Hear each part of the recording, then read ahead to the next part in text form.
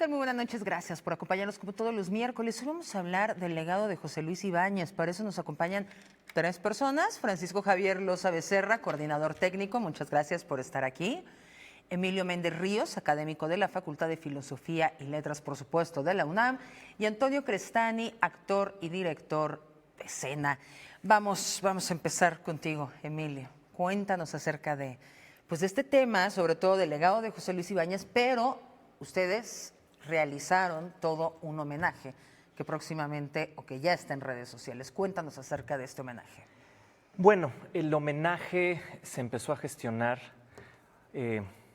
unos meses después del fallecimiento del querido maestro José Luis Ibáñez. ¿Qué fue durante la pandemia? Fue el 4 de agosto de 2020, el mismo día que fallece en Madrid en 1639 Juan Ruiz de Alarcón, un autor nuestro, nacido en Tasco, que se va a Madrid y que él estudiaba mucho.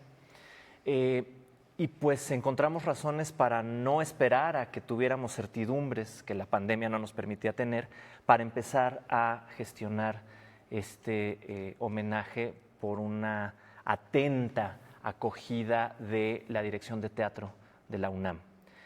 Y es por eso que tiene un formato pues que es el que permite el Zoom, ¿no?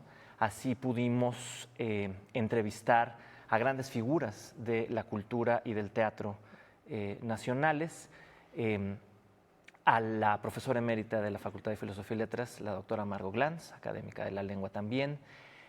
Alcanzamos también a entrevistar al insigne actor mexicano Ignacio López Tarso. ¿También ya no está? Que también ya no está.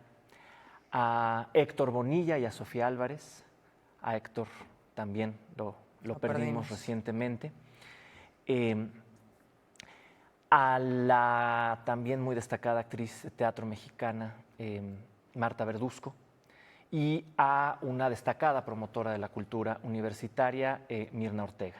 Así se armaron 5 programas que capturan distintas facetas de José Luis Ibáñez en sus distintas áreas de actividad, en el teatro, en la literatura, como promotor de la literatura mediante lecturas en voz alta, incluso en el cine. Entonces ese fue el punto de partida, y fragua en unos programas que son un gran acervo documental que, para ventaja de todas las personas, quedarán disponibles en versiones digitales en línea en las plataformas universitarias. Fantástico de la tecnología. Francisco, muy complicado, ¿no? Condensar más de 50 años de carrera en 5 programas. ¿Cómo lo logran? Fue un trabajo, sí complejo, pero muy enriquecedor, porque evidentemente 50 años de trabajo ininterrumpido de José Luis en escena son difíciles de abarcar. Ya mencionaba Emilio que José Luis trabajó en el cine, en el teatro, tuvo algunas participaciones en televisión y también trabajó mucho la discografía de poemas que eran elegidos ya sea por él o en el caso, por ejemplo, de la colección Entre Voces del Fondo de Cultura Económica. Él grabó una selección de poemas hecha por Carlos Monsiváis. Entonces, todo este trabajo tan diverso, es muy difícil poder encontrar la forma de encapsularlo en los programas. Entonces, yo creo que lo que revela, tanto para nosotros que tuvimos el gusto de realizar las jornadas, como para quienes nos van a hacer el favor de su atención y revisarlas a través de las redes sociales, se van a dar cuenta cómo hay un José Luis Ibáñez que va cambiando a través de su historia como creador artístico. Y nos vamos a dar cuenta de que no son unas jornadas terminadas, no es un homenaje terminado, sino que hay tantas visiones del maestro José Luis Ibáñez que este proyecto se podría extender. Es una vida tan prolífica. Exacto, porque aparte las experiencias que cada uno de los actores tuvo con él puede variar desde una maestra Marta Verduzco hasta el maestro Héctor Bonilla u otros actores que también participaron de puestas en escena incluso musicales, como la maestra Julisa, la maestra Silvia Pinal, ¿no? Que podrían darnos una amplitud de lo que ellas vivieron al trabajar un producto como la comedia musical, que es algo muy diferente a este Asesinato en la Catedral o trabajar un texto clásico como La vida es sueño, O sea, esta ganancia es la que queda de estas jornadas. Antonio, justo te quería preguntar como actor, el legado de José Luis Ibáñez en la comedia musical. Bueno, fue amplísimo lo que aportó a las siguientes generaciones y a los actores que tuvimos la oportunidad de ser dirigidos por él. Por eso también quisiera yo destacar, Kimberly, si me lo permites, que estas jornadas fueron también diseñadas junto con una gran actriz, la maestra Emma Div, que fue actriz también en La vida es sueño. Compartimos escena hace poco más de 25 años, dirigidos por José Luis Ibáñez. Y después de que muere José Luis, nos reunimos un poco por teléfono, por WhatsApp, como pudimos. Como pero permitía todo, la pandemia. Exactamente, todo de manera digital. Y dijimos, algo tenemos que hacer. Entonces sí quisiera nada más también comentar que en toda esta complicidad estuvo Emma Div, y está Emma Div, que es una gran actriz de teatro y ahora una profesora desde hace 17, 18 años de Siglo de Oro en el CUT, en el Centro Universitario de Teatro. Entonces ella tomó el legado de José Luis y lo ha durante 17 generaciones transmitido a sus alumnos. Entonces ya estamos hablando que José Luis tiene 3 generaciones de alumnos por lo menos. Entonces Su legado va a continuar. Eso es algo muy gratificante, porque el Siglo de Oro lo que al actor le ayuda es a abrir el oído y a poder, teniendo el oído abierto, jugar con la palabra, sea verso o sea texto en prosa. Y entonces te permite realmente una capacidad mucho mayor de darle matices, encontrar puntos, inflexiones, juegos a la palabra, que era lo que, desde mi punto de vista, todo mundo reconoce, que José Luis Ibáñez era el amo de la palabra. Nadie leía, nadie realmente podía interpretar un texto como lo hacía José Luis Ibáñez cuando lo leía. Era fantástico. Cuéntanos algo, porque siempre en los homenajes hablamos pues de lo institucional, qué fue lo que hizo, cómo era trabajar con él en corto, en la vida privada. Pues bueno, José Luis, para empezar, te puedo decir que conmigo siempre fue un caballero, una persona que encontraba la forma de decirte las cosas sin ser ofensivo. No, deberían aprender tantos de eso. Y es algo que se ha mencionado a recientes fechas mucho en el teatro, ¿no? Y en quienes se dedican a representaciones artísticas. José Luis, en mi caso particular, yo nunca lo vi agredir a un compañero, a una compañera. Incluso en estas relaciones, como contaba Antonio con Emma, pues el acercamiento era tal que se podía dialogar con él sobre los diferentes puntos de vista que podía uno tener sobre la distribución del verso. Es muy complicado con mentes tan brillantes, ¿no? Porque generalmente tienen como un carácter muy excéntrico. Exactamente, pero en el caso del maestro creo que sabía tratar a las personas, uno primero con cariño y con respeto, que eso fue lo que en mi caso sí les puedo decir que lo vi todo el tiempo. Siempre fue cariñoso, respetuoso, amable en sus comentarios y a la hora de dar instrucciones, porque finalmente el director de escena es el capitán de un barco. Claro. Y él dice, vamos para allá, hacia allá hasta el final de la obra, así tiene que ser la escena, pero la forma de expresarte ante los demás garantiza mucho la buena relación de trabajo con todos los compañeros que podemos trabajar en una puesta en escena.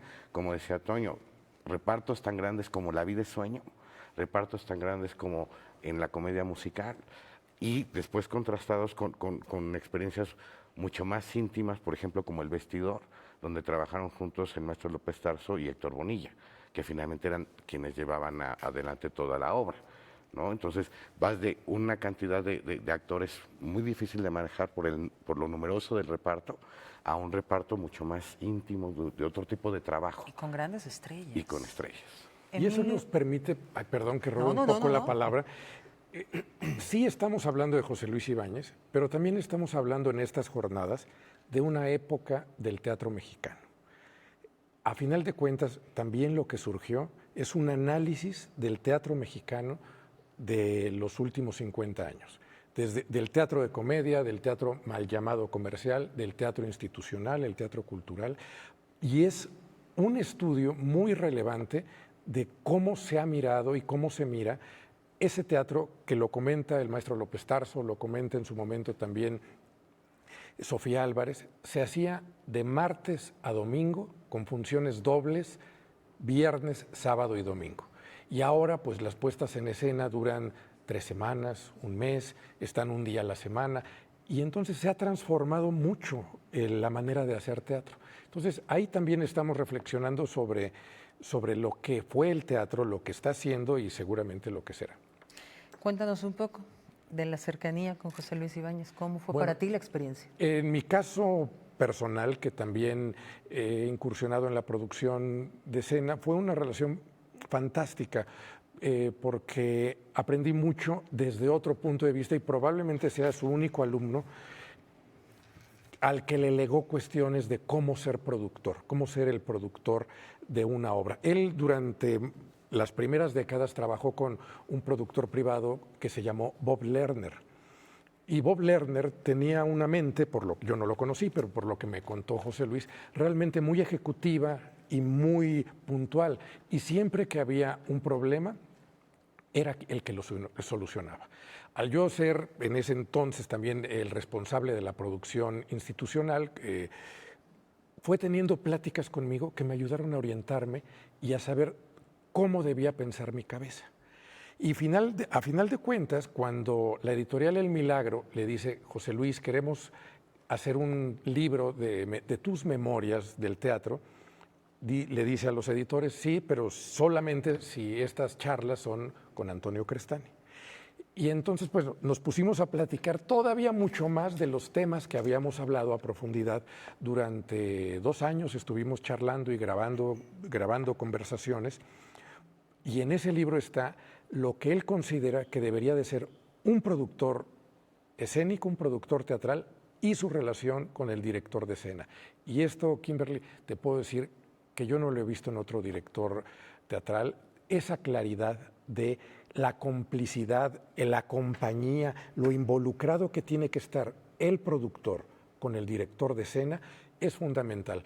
Y en el teatro institucional esa figura del productor se pierde, porque se le dan recursos a una puesta en escena y a final de cuentas no existe una persona que sea físicamente el productor y el responsable. Hay unos funcionarios que están a cargo, pero no cumplen esa función y eso es lo que a veces creo que se extraña en el teatro institucional y por eso hemos llegado, entre otras cosas, a tener, desde mi punto de vista, aberraciones de ver temporadas de 6 funciones, de 8 funciones, de 10 funciones. Se acaba. Cuando lo que necesita el teatro es el mayor número de representaciones. Aquí comenta el maestro López Tarso, con El Vestidor estuvimos más de 2 años en cartelera. Wow. Eso es algo que ya no se escucha. Con MAME estuvimos 3 años en cartelera. Y son obras que dirigió José Luis Ibáñez. Entonces, ese aprendizaje del día a día, del estar en giras, de qué pasa cuando un actor está mucho tiempo en un personaje, representando un personaje, no es lo mismo que si lo representas 15 días, 15 funciones, a que se lo representas 3,000 funciones. Al cuerpo del actor le suceden otras cosas y el actor debe estar preparado para poder enfrentar esos retos. Y eso es lo que hacía José Luis Ibáñez. Preparar a los actores para poder acometer toda esa clase de obstáculos que iban a enfrentar a lo largo de una temporada extensa. Emilio, tu experiencia personal con el maestro. Pues primero retomaría esto que nos preguntabas, cómo era el trabajo con él. A mí me importaban los problemas de la dirección teatral, por eso opté por estudiar en la Facultad de Filosofía y Letras y por eso lo escogí a él. Porque, como dice Antonio, José Luis tuvo una actividad profesional muy, muy, muy intensa. Solía decirnos que hubo una época a fines de los 70 y principios de los 80 que tenía que ir a 4 teatros distintos los domingos a cobrar de las temporadas que él había dirigido que estaban en marcha. Y una de sus grandes lecciones, siempre impartida con cariño, como dice Javier, aunque con una eficacia del lenguaje, decía, ¿cuál es la diferencia a la hora de dirigir? Una cosa es propiciar y otra cosa es instruir. Propiciar que la actriz o el actor den, o incluso el resto del equipo de quienes colaboran en una escenificación, quienes diseñan las luces, el vestuario, etcétera, propiciar que den lo mejor de sí para ese trabajo. Y por contraparte, instruir. Párate, siéntate, cruza a la derecha, cruza a la izquierda. Y él creía que la primera instancia tenía que ser de una persona que dirigiera, propiciando. Y solo en ciertos momentos específicos, instruyendo. Y él también le ponía atención a esto que decía Antonio, la diferencia entre ver las ramas y ver el bosque. Entre entrenarte para estrenar o entrenarte para darle el mantenimiento a una temporada tan larga como merezca vivir una determinada producción. Entonces, parte de ese proceso que a mí me tocó vivir con él, Javier y yo tuvimos la fortuna de ser asistentes de dirección de él nos llamaba ayudantes, y eso permitía, en mi opinión, un aprendizaje de la dirección, es decir, ser aprendices de dirección. Los énfasis los usaba, por ejemplo, cuando estaba hasta el fondo del foro, porque a él le gustaba sentarse siempre lo más lejos. Para ver cómo el espectador aprecia, Exactamente. Claro. Y por eso a veces sí podía tener una voz enfática para decir izquierda, derecha, cuidado, se pueden caer, etcétera, pero siempre tenía la generosidad ética de decir, pidan ayuda. Si algo de lo que yo digo les desconecta, pidan ayuda para ver cómo lo podemos reformular y cómo lo podemos replantear. Pero desde luego que a nivel personal lo que yo descubrí fue una persona de una infinita generosidad que se volvía, ya lo decía Antonio, el transmisor vivo de 50 años, más de medio siglo de testimonios del teatro en México, como hacedor, pero también como espectador, porque en alguna entrevista que le hicieron, en una serie de programas que le hicieron a principios de los 90, fines de los 80, el maestro Héctor Azar decía que de todo el medio teatral, solo en José Luis Ibáñez él había reconocido la generosidad de siempre hablar bien del trabajo de los demás. Eso yo creo que para mí lo define. Y que era capaz de decir, si alguna de mis debilidades o mis inseguridades les hace padecer, pidan ayuda y háganmelo saber. Él, por ejemplo, incursionó en el cine. Dirigió un guión de Carlos Fuentes que se llama Las dos Helenas, para una colección de películas que se llama Amor, Amor, Amor, de un concurso de cine experimental que se convoca a mediados de los 60, Javier a lo mejor se acuerda mejor, y también dirigió un guión de Carlos Fuentes que se llama Las Cautivas, estelarizado por Julissa, Fanny Cano y Jorge Rivero. Además, él adaptó una novela de Henry James que se llama Washington Square y él la adaptó con el título Victoria. En las tres, Julissa era la figura preponderante, pero sí recuerdo que cuando le preguntábamos sobre su experiencia en el cine, él tenía el aplomo de decir, mi cine no fue lo fuerte que yo quería y por eso ya no me dediqué al cine. Luego también decía que él deseaba los problemas del teatro, pero que no le parecían tan deseables los problemas del cine, ¿no? Entonces, esa posibilidad de trabajar con una figura de esos alcances profesionales, de esa diversidad, que además es autocrítica, pues para mí fue un gran hallazgo y por eso digo que pues lo escogí como profesor sin saber que iba a encontrar ese punto de congruencia en el lenguaje y en la ética profesional, ¿no? De siempre estar pensando en la otra persona. Él decía que el teatro es un quehacer por demás ético, porque siempre estás pensando en la otra persona a la que le vas a dar el pie, la que va a venir a sentarse en las butacas, la persona que tiene que escuchar tu señal para prenderte la luz, para apagarla, etcétera. Y así nos enseñaba, ¿no?